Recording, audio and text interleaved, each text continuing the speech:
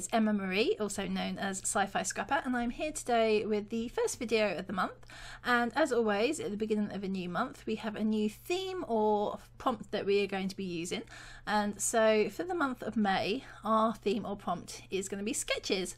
And so there are a couple of sketches that we're going to be using for our layouts, and the one I picked is in the introduction to the video, so if you missed that, do pop back and have a look, and then you can see how closely or not closely my finished layout resembles the sketch. I don't think I did that badly this time. I'm kind of generally, if there's some sort of rule like a scrap lifted layout or a sketch that I have to follow, I'm notoriously bad for not following it exactly and putting my own spin on it. But I was actually pretty true, I think, to the sketch this time, but I'll let you be the deciders of that. So for this particular layout, I'm going to be scrapbooking a photo of me taken on Easter Sunday, and it's just a Snapchat filter with some chocolate bunny ears on. I was just having a bit of downtime. We were around my parents' house with some of my extended family, and I just felt like being a bit silly, and I really like that photo actually, because I don't know what filter it was, but it thinned my face down, so it got rid of the double chin and it got rid of the potential wrinkles as well, and I look really good in it. So I thought that was deserving of a layout. It's very vain, but you've got to take these photos when and as you can, because the older you get, the less they appear in my case. So I'm using the Felicity Jane Caroline kit for this, which is their April kit, and as in the layout or the sketch that I'm doing, I am doing a mixed media background using a couple of mists. So I'm using the Tim Holtz Distress Mist in Cracked Pistachio, which is a gorgeous sort of minty greenish colour, and then I'm also using a Heidi Swap Colour Shine in Butter, and these two go really well together. And of course, with all Heidi Shines, they have a shimmer which just adds a nice extra detail to the layout. My photo, meanwhile, I have matted. I've added a couple of layers. One that is a sort of greeny blue that matches the Cracked Pistachio mist really well, and then I've also used a yellow one which has some white dashes, and I've also added a tag because that was something that was in the sketch. Now the tag itself in the sketch is on the sort of right hand side of the photo, but being that this is a vertical photo as opposed to square, the proportions weren't right, it didn't really look right, so I decided to add one to the top of the page instead. Typically though, despite my large array of tags, they were either the right colour but wrong size, or the wrong size but the right colour. And so I ended up just using one as a template and making one out of white cardstock, which I've attached to my photo. I will go back and adjust that later on because it's just a little bit too plain. Another thing that I've done is add some of the Heidi Swap texture paste to my layout using a hip kit, I think it is, stencil, just to add a little bit of gold to the layout, because gold does go really well with these two colours, and I felt like the background needed a little bit something else. In the meantime though, I have, as you can see, I have added some washi to my tag just to make it a bit more visually interesting. I picked one from Dear Lizzie, which is this lovely sort of black and white floor, so it still stays quite neutral, but it does add some extra definition.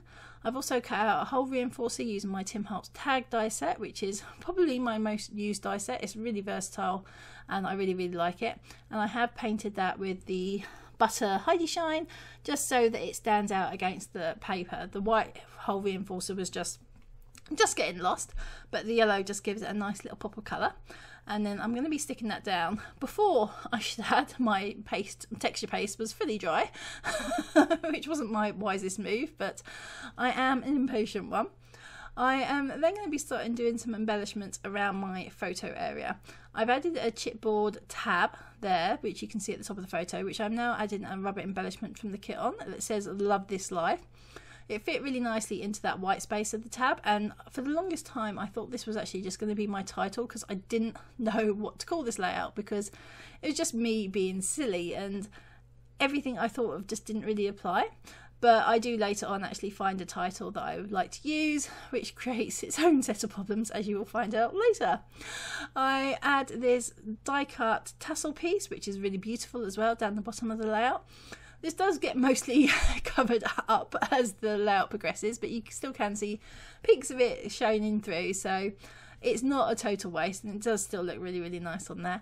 And then I add some of these little rubber hearts, and now I love rubber embellishments. They are my favourite thing probably more than acrylic actually. Acrylic and rubber embellishments are my favourites, and so getting this package full of these tiny rubber hearts, it was like a dream come true to me, I'm not gonna lie.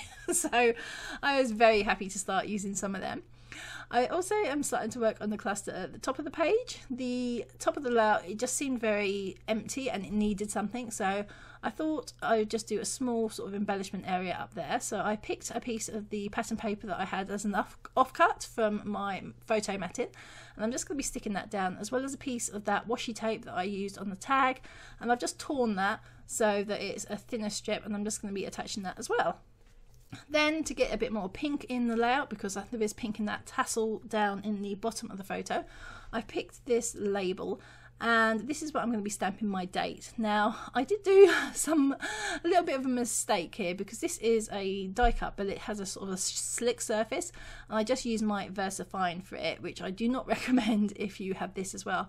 StazOn is definitely the way to go for this, because it will take a very long time to dry on this slick surface regular inks, and they can smudge really easily. I ended up actually blotting it very carefully off with some kitchen roll to get rid of the excess ink, which has sort of cut its drying time down dramatically. But yeah, if you use something with a sort of die cut with a semi-slick surface, do use StazOn, because otherwise you are gonna ruin everything if you're not careful. I am now adding a couple more of those hearts. One is a die cut heart and one is another rubber one. This one, like the one before, is black, but it has thin black lines as opposed to being a solid black colour. And I like these little pops of black that are on the layout, because I am going to matte this photo in a minute, as you will see after I've added my gold Heidi shine. And I like the touch of contrast that the black gives compared to all the lighter colours.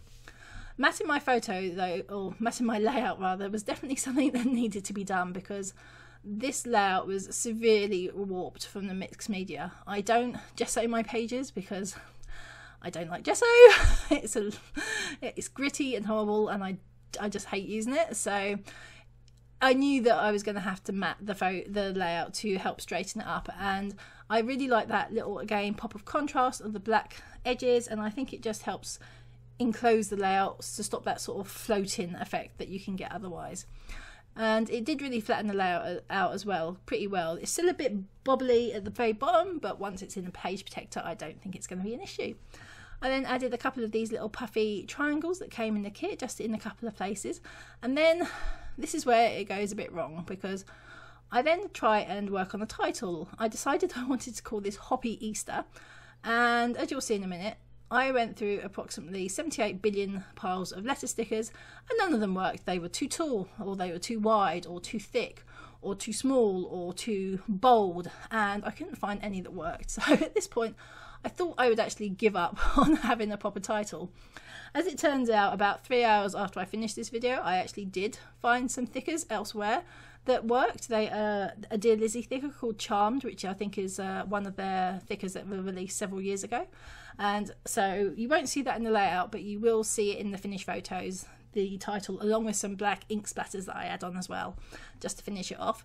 But in the meantime, I decided that I needed some tiny word stickers, because it's not a layout without tiny word stickers. So I'm using my Tim Holtz ones, and I just added 3.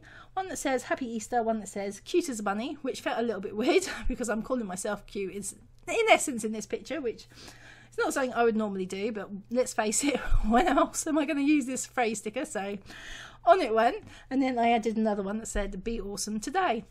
And that is this layout done. I hope you've enjoyed this. Please leave any comments or questions you may have in the comments below. Check out the blog post to see the photos of my write-up, and of course all my social media links will be at the end after these photos. Have a great day everyone. Bye!